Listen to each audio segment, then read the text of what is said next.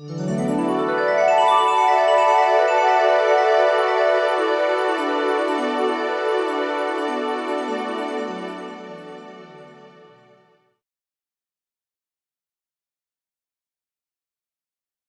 a doctor of Oriental medicine and a licensed acupuncturist.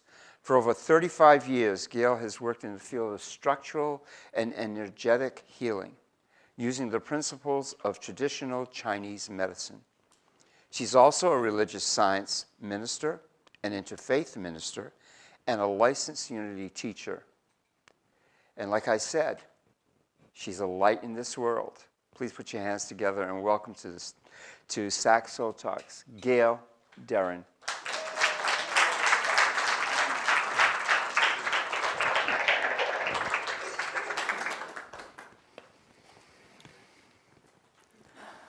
Well, I say that we've had some amazing speakers so far, haven't we? And I'm going to mix it up a little bit. When I spoke to RJ, he said, I don't want you teaching this time. I want you to give some personal story. And I have to say that I agonized over this title. And what I want to talk about is what is that subtle something that you refer to that makes all of us accomplish something? And I'm going to speak to that intention. And that intention is like a invisible force that we send out that comes back like a boomerang, doesn't it? As you spoke to, and you definitely spoke to, each of you. So I'm going to tell a personal story. When I was a kid, I used to lay on the grass, or at night I'd look up at the stars, and I would wonder, wow, what holds all of this together? You know, they say for those of us that ask those existential questions are said to have the God gene. And I believe that each one of us in this room has it. And from the age of 7 to 9-ish, what happened was a series of events that made me question the very existence of God that I knew as I would look with awe and wonder. And how many of you were raised in the tribe of Catholicism? Okay, so you're going to have some laughs here. So I attended catechism, and then from the 3rd to the 8th grade Catholic school, which meant I went to Mass 6 days a week and catechism on Saturday. No indoctrination here. And the very first lesson I learned in catechism, for those of you who know, you can join in. The very first lesson I learned was, where is God? God is everywhere. And what is God? God is love. You knew that. And yet it didn't seem that way at all.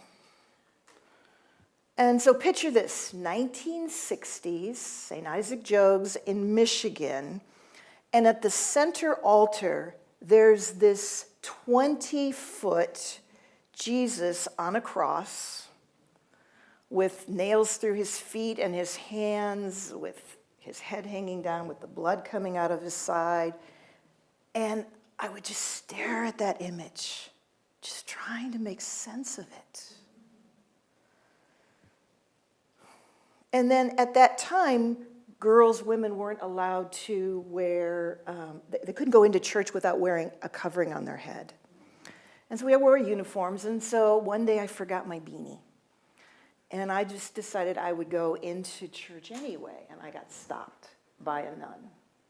And I said, but the boys don't have to wear it. Why do I?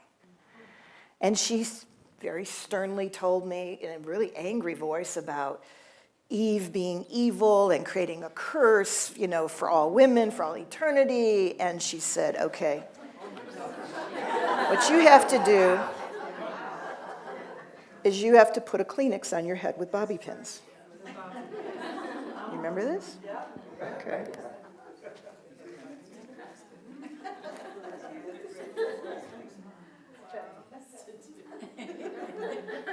Do I look cute? And then every day but Saturday, we had to go to confession. And to be absolved of our sins, because if you died the night before without going to confession, then you'd end up stuck in purgatory. And then you may be lucky if people said enough prayers for you, they'd bail you out so that you could end up in heaven. Okay? And they talked about cardinal sins, venial sins, and mortal sins, which were gray spots, white spots, and black spots on your souls. And of course, the worst were the mortal sins, the black spots.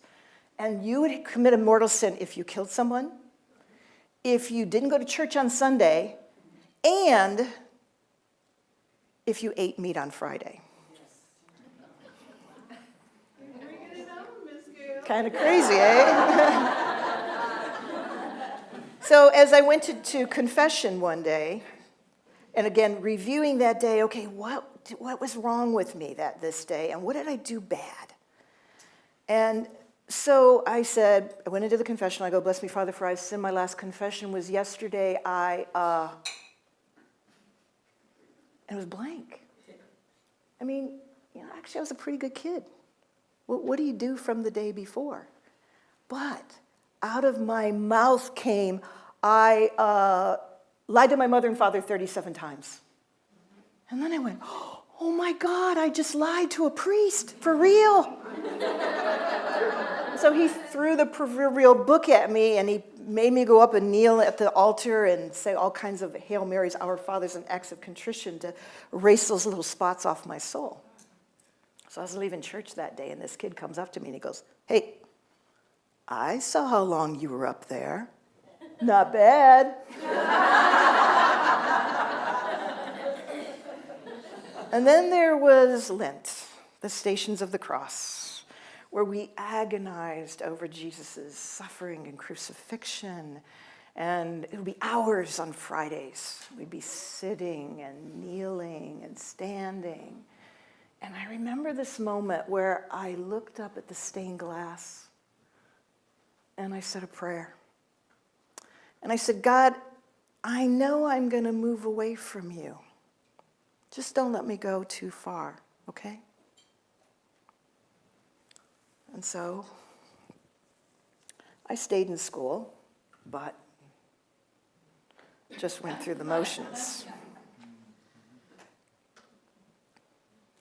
This is what Joseph Campbell calls the hero's journey, where we go from the departure to the sacrifice, to the revelation, and then the returning. And, if we follow our heart, we're kind of led. Who is that last speaker that has been led for over 30 years?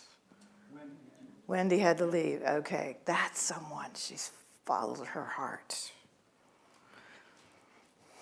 Yeah. But if we don't, what if we try to fit in and silence that heart? Well, Joseph Campbell says that there's a lot of myths to talk about that. And they say that what we do then is we put ourselves into a cave-like prison that's guarded by a dragon. And the dragon in mythology is being bound by our ego. And what that dragon believes with every fiber of its existence is that we're separate. And I know I have in my past tried to cling to that dragon, by saying, well, life's pretty bad, and I can prove it. Or as a friend of mine would say, I'm comfortable being alone and bitchy. We can settle, we can rationalize things. And each time I think what's unsettling is out there, it has more of its grip on me. And I realized that each scale of that dragon I had to face, which was each doubt, each fear, each conditioning that I wore. And I had to make peace with it. So, what's the sacrifice? Well, from my Catholic days, I thought suffering was the sacrifice. And I often put myself in harm's way with others, thinking, well, that's what Jesus would do.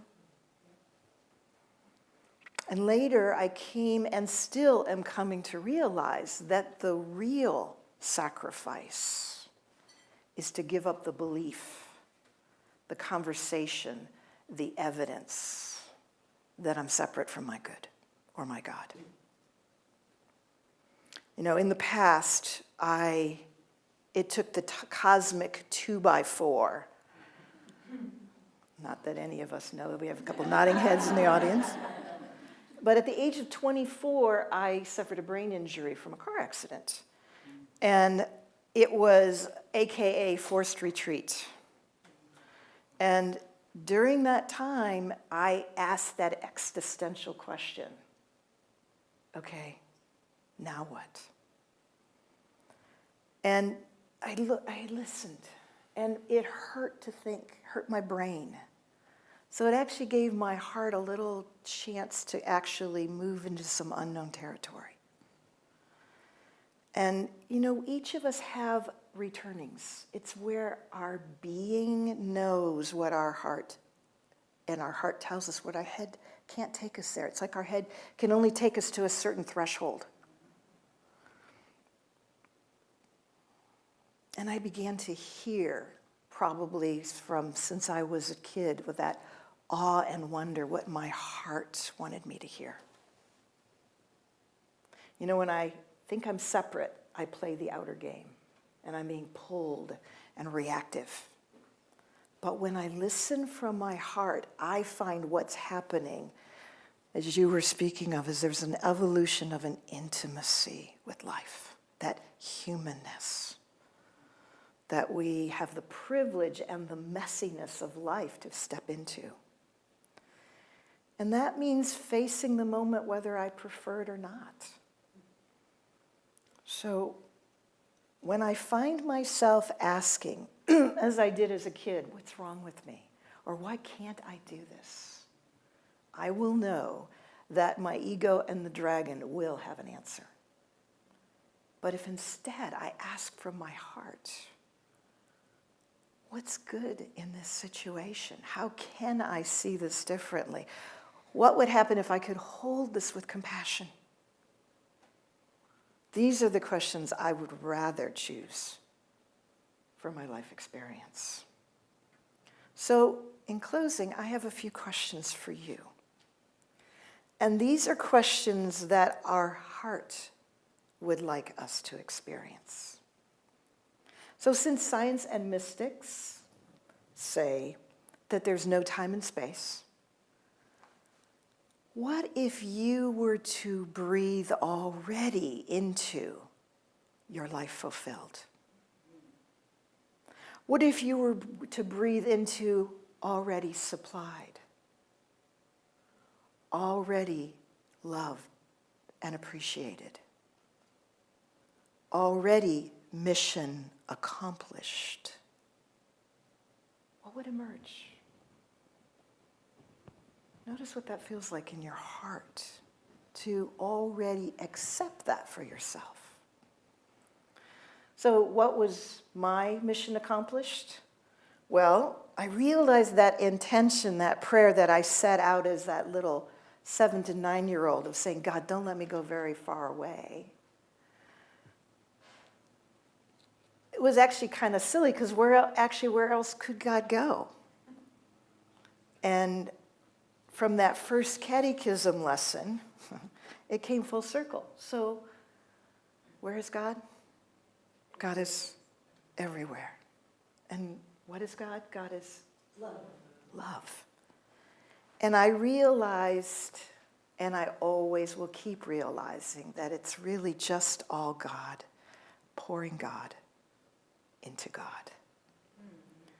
We each have teachers that give us clues and remind us of this, each other.